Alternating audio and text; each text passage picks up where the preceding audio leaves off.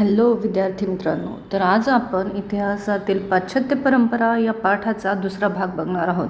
पहिल्या भागामध्ये आपण प्रस्तावना, आधुनिक इतिहास लेखनाची परंपरा, आधुनिक इतिहास लेखन हे दोन मुद्दे पाहिले होते. ओके, सो आता आपण 1.3 युरोपमधील वैज्ञानिक दृष्टिकोनाचा विकास आणि इतिहास लेखन यांचा अभ्यास करणार आहोत. सो इसवी सनाच्या 18व्या शतकाच्या काळापर्यंत युरोपमध्ये तत्त्वज्ञान आणि विज्ञान या क्षेत्रामध्ये लक्षणीय प्रगती झाली होती. म्हणजे 18व्या शतकापर्यंत युरोपमध्ये विज्ञान आणि तत्त्वज्ञान, विज्ञानाच्या आधारे असणारे तत्त्वज्ञान या दोन्ही शाखांमध्ये अतिशय उत्तम प्रकारे प्रगती झाली होती. या दोन्हीही पद्धतींचा प्रयोग करून सामाजिक आणि ऐतिहासिक वास्तवांचाही अभ्यास करता येणे शक्य आहे, असा विश्वास विचारवंतांना वाटू लागला होता. नक्कीच ज्यावेळेस एखाद्या गोष्टीला विज्ञानाचा किंवा शास्त्राचा आधार मिळतो त्यावेळेस ती गोष्ट सिद्ध करता येणे शक्य आहे. हे सर्व समाजापर्यंत पोहोचणं अगदी सोप्या पद्धतीने शक्य होतं. मग तेच विचारवंतांना वाटू लागलं की ऐतिहासिक गोष्टींचा अभ्यास करणं, ऐतिहासिक वास्तवांचा अभ्यास करणं आता शक्य आहे, कारण त्याला आता शास्त्राचा आधार आहे.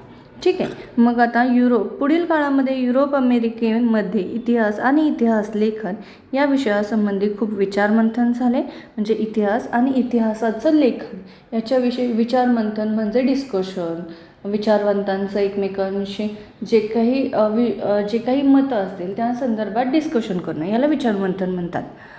विचारमंथन झाले आणि इतिहासामध्ये वस्तुनिष्ठतेला महत्त्व येत गेले म्हणजे काय? तर एकतर शास्त्राचा आधार भेटला. शास्त्राच्या आधारामुळे इतिहासाचं वस्तुनिष्ठ पद्धतीने अभ्यास आणि लेखन करणं शक्य आहे हे समजलं आणि त्यामुळेच त्याला वस्तुनिष्ठतेचं महत्त्व येत गेलं. ठीक आहे, पुढील पॅसेज बघूया. 18व्या शतकाच्या आधी युरोपमधील विद्यापीठांमध्ये सर्वत्र ऐश्वरिक चर्चा आणि तत्संबंधीचे तत्त्वज्ञान या विषयांचा अधिक महत्त्व दिले गेले होते. परंतु हे चित्र हळूहळू बदलू लागले. इसवी सन 1737मध्ये जर्मनीमधील गॉटिंगेन विद्यापीठाची स्थापना झाली आणि या विद्यापीठामध्ये प्रथमच इतिहास विषयाला स्वतंत्र स्थान प्राप्त झाले. आपण पाहिलं की 18व्या शतकाच्या आधी जो काही इतिहास होता या इतिहासाला युरोपमध्ये ईश्वरविषयक चर्चाचा आधार दिला जात होता. म्हणजे एखादी गोष्ट घडली तर का घडली, तर ती ईश्वराच्या कृपेने घडली, ईश्वरामुळे घडली असं समाज मानत होता. परंतु 18व्या शतकानंतर या सगळ्यामध्ये बदल होत गेला. 18व्या शतकानंतर या सगळ्याला एक शास्त्राचा आधार मिळत गेला आणि त्यामुळेच जर्मनीमध्ये गॉटिंगन या विद्यापीठाची स्थापना करण्यात आली. या विद्यापीठामध्ये प्रथमच इतिहास विषयाला स्वतंत्र स्थान प्राप्त झाले आणि जर्मनीमध्ये गॉटिंगन पुढे आल्यानंतर जर्मनीमधील इतर विद्यापीठेही इतिहासाच्या अभ्यासक्रमाची केंद्र बनली. ठीक आहे, तर मग आता या पॅसेजमध्ये आपल्याला काय लक्षात ठेवायचं आहे, तर 18व्या शतकापर्यंत युरोपमध्ये विज्ञान आणि तत्त्वज्ञानांचा खूप छान प्रगती झाली होती. त्याच्याच आधारावर इतिहासाचा वस्तुनिष्ठ अभ्यास करता येतो हे सिद्ध झालं आणि त्यामुळेच 18व्या शतकानंतर जर्मनीमध्ये गॉटिंगन या विद्यापीठाची स्थापना करण्यात आली आणि या विद्यापीठामध्ये इतिहासाच्या अभ्यासक्रमाला स्वतंत्र विषयाचं स्थान देण्यात आलं. जर्मनीमधील गॉटिंगन पाठोपाठ इतर विद्यापीठेही इतिहासाच्या अभ्यासक्रमाची प्रमुख केंद्र बनली. ठीक, आता दुसरा 1.4 महत्त्वाचे विचारवंत. आता महत्त्वाचे विचारवंत याच्यामध्ये आपण आपल्या इतिहास लेखनामध्ये ज्या विचारवंतांचे विचार मौल्यवान मानले गेलेले आहेत त्यांचा अभ्यास करणार आहोत. इतिहास लेखनाचे शास्त्र विकसित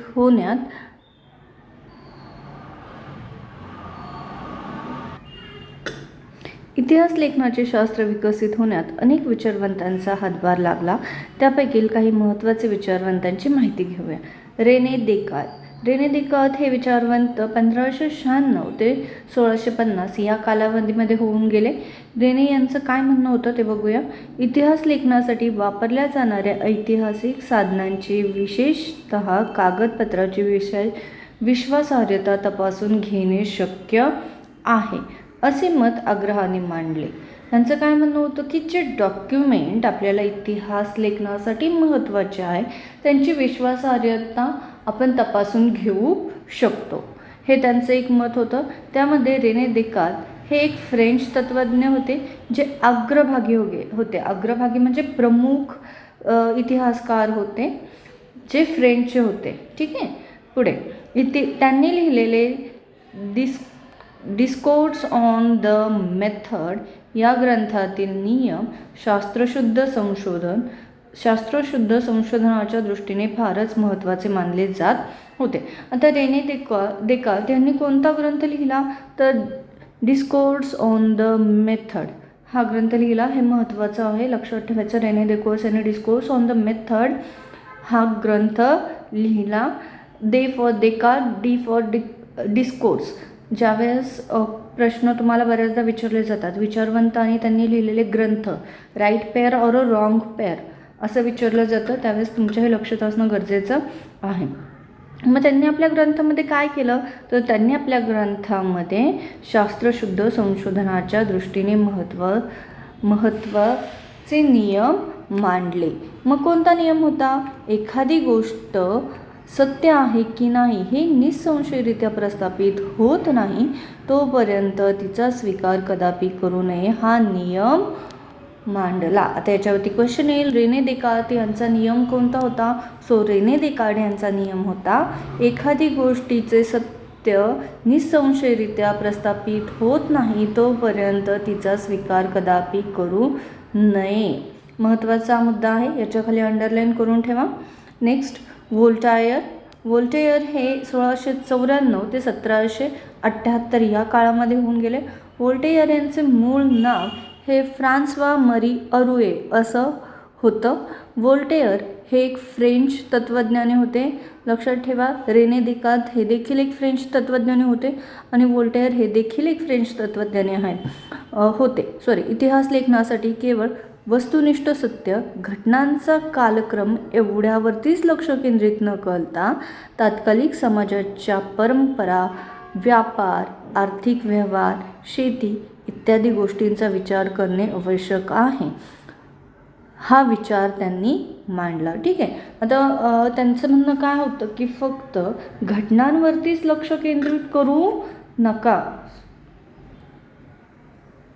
ठीक आहे. तर वोल्टायर यांचे मूळ हे मूळ फ्रेंच होते आणि त्यांचं म्हणणं होतं की फक्त घटनांवरतीच लक्ष केंद्रित करू नका किंवा घटनांचा कालक्रम एवढ्यावरतीच लक्ष केंद्रित करू नका, तर इतिहास हा अभ्यास समाजाच्या परंपरा या दृष्टीने देखील होऊ द्या. समाजाच्या परंपरा, व्यापार, आर्थिक व्यवस्था, शेती या सगळ्या गोष्टींचा देखील अभ्यास करणं महत्त्वाचं आहे, हा विचार वोल्टेयर यांनी मांडला.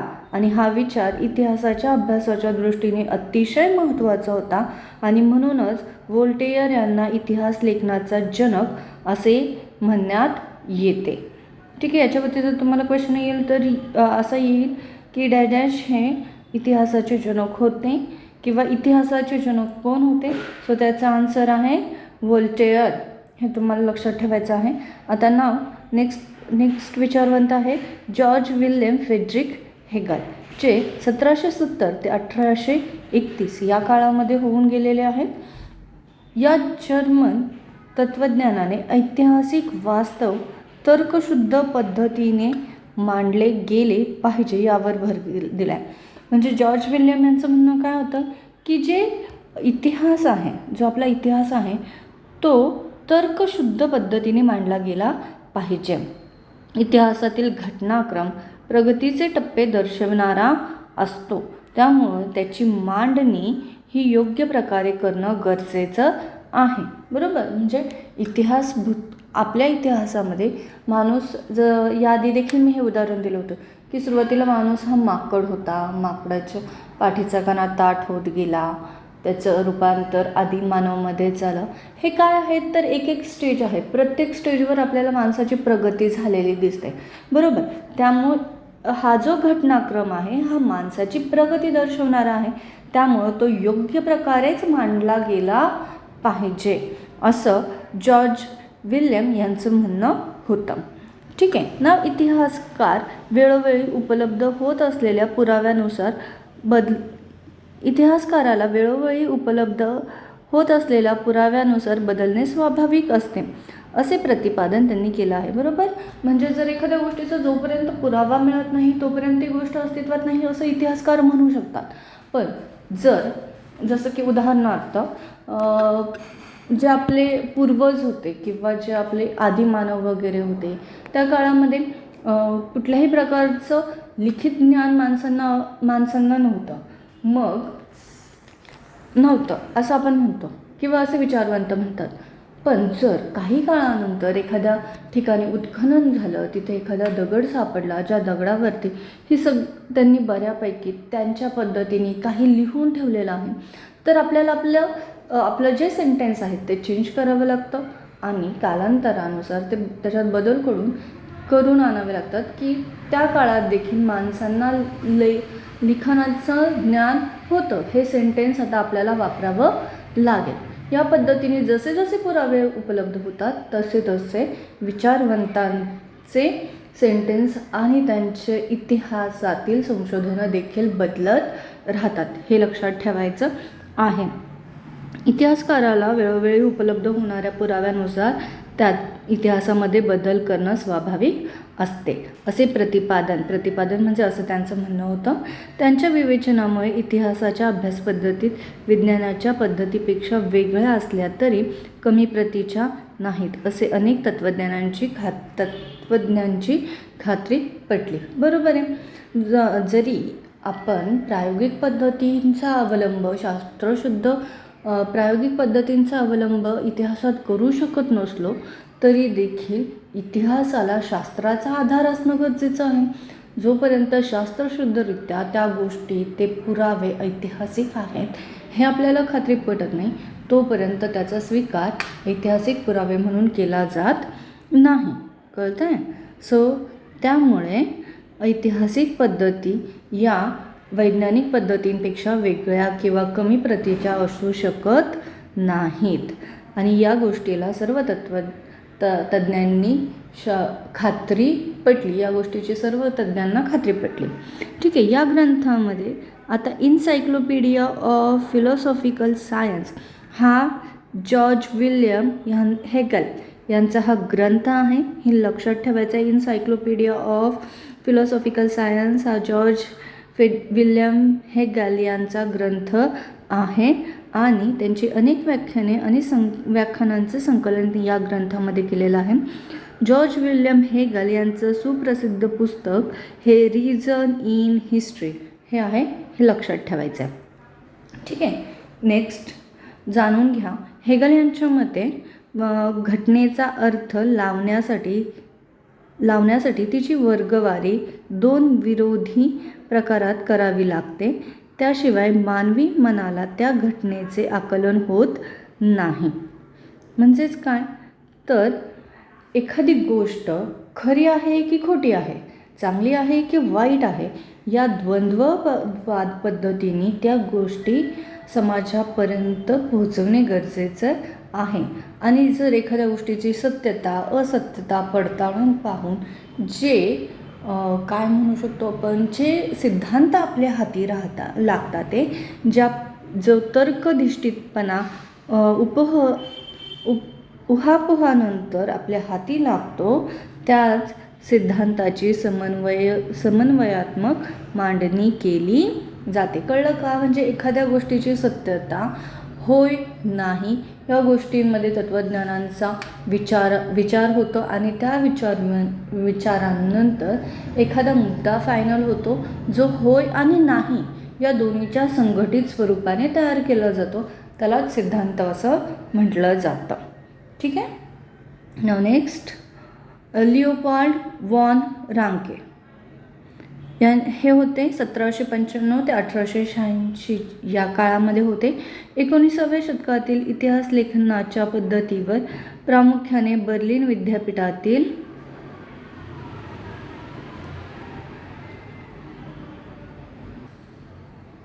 लिओपोल्ड वॉन रांके यांच्या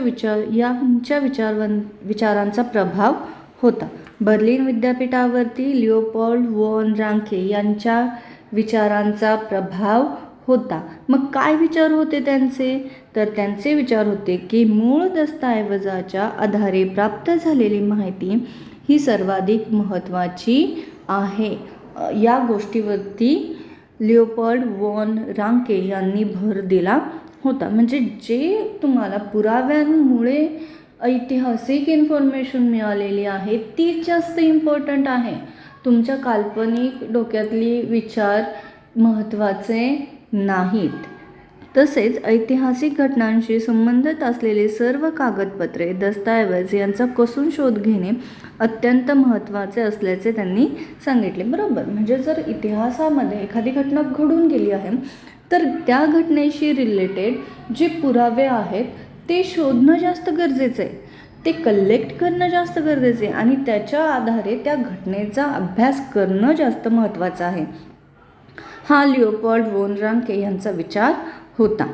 ठीक आहे. आणि त्यानंतर अशा पद्धतीने ऐतिहासिक सत्यापर्यंत पोहोचणे अगदी सहज शक्य होते. जर तुम्हाला एखाद्या गोष्टीचे पुरावे सापडले तर तुम्ही त्या गोष्टीच्या मुळाशी नक्कीच पोहोचू शकता अगदी सहजरित्या. इतिहास लेखनातील काल्पनिकतेवर त्यांनी टीका केली. म्हणजे इतिहासामध्ये कुठल्याही प्रकारे काल्पनिक विचार नको आहे याच्यावरती वॉन रांके यांनी टीका केली. त्याने जागतिक इतिहासाच्या मांडणीवर भर दिला. कशावरती भर दिला? तर जागतिक इतिहासाच्या मांडणीवर भर दिला. The theory and practice of history आणि the secret of world history या ग्रंथामध्ये त्यांच्या विविध लेखांचे संकलन आहे. कोणते कोणते बुक्स आहेत? So the theory and practice of history and the secret of world history हे 2 ग्रंथ आहेत. हे 2 ग्रंथांमध्ये त्यांच्या लेखनाचे संकलन करून ठेवलेलं आहे. ठीक आहे. कळलं तुम्हाला लिओपोल्ड वॉन रांके यांचं काय म्हणणं होतं? त्यांचं म्हणणं होतं की पुराव्यांवरून जे डॉक्युमेंटवरून तुम्हाला सत्यता समजते तुम्ही त्याच्यावरती विश्वास ठेवा. काल्पनिक गोष्टींना इतिहासामध्ये जागा नाही ना. Karl Marx.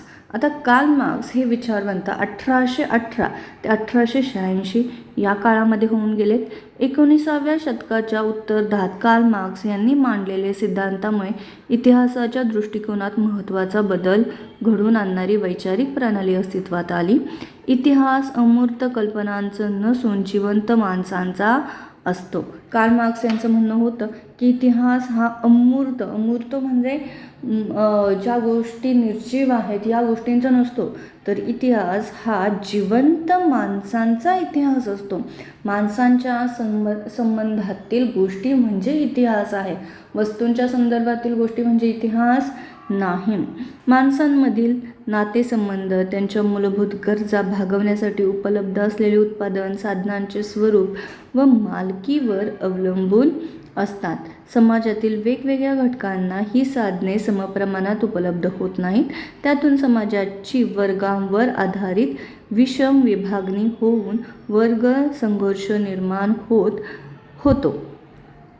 ठीक आहे. आता ह्यांचं काय म्हणणं होतं की इतिहास हा अमूर्त वस्तूंचा नसून किंवा अमूर्त कल्पनांचा नसून तो एक जिवंत माणसांचा असतो.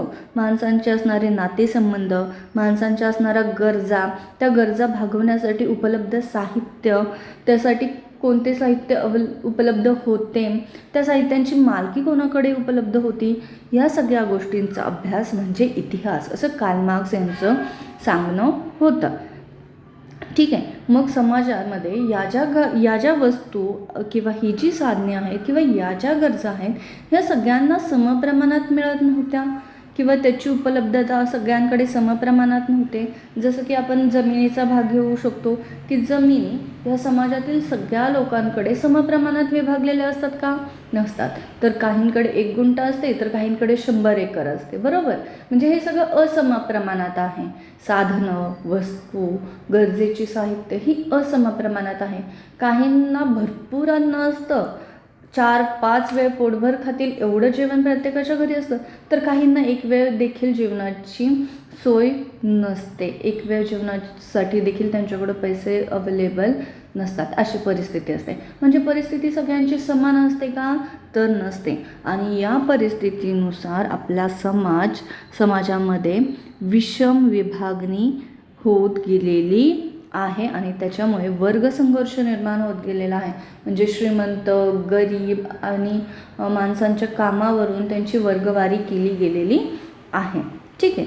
आता मानवी इतिहासात अशा वर्गसंघर्षाचा इतिहास अजून ज्या वर्गांच्या ताब्यात उत्पादन साधने असतात तो इतर वर्गाचे आर्थिक शोषण करतो, अशी मांडणी त्यांनी केली. याचा दास कॅपिटल हा ग्रंथ जगप्रसिद्ध आहे. कार्ल मार्क्स यांचा कोणता ग्रंथ? तर दास कॅपिटल हा ग्रंथ. ठीक आहे. मग कार्ल मार्क्स यांचं म्हणणं आहे की हा जो विषमतेने उपलब्ध साहित्यामुळे वर्गसंघर्ष तयार होतो, या वर्गसंघर्षामध्ये ज्या वर्गाकडे जास्त प्रमाणात ताकद आहे, जो वर्ग श्रीमंत आहे, तो वर्ग गरीब वर्गाचे शोषण करतो, गरीब वर्गाला त्यांच्या गुलामगिरीमध्ये वावरण्यास मजबूर करतो.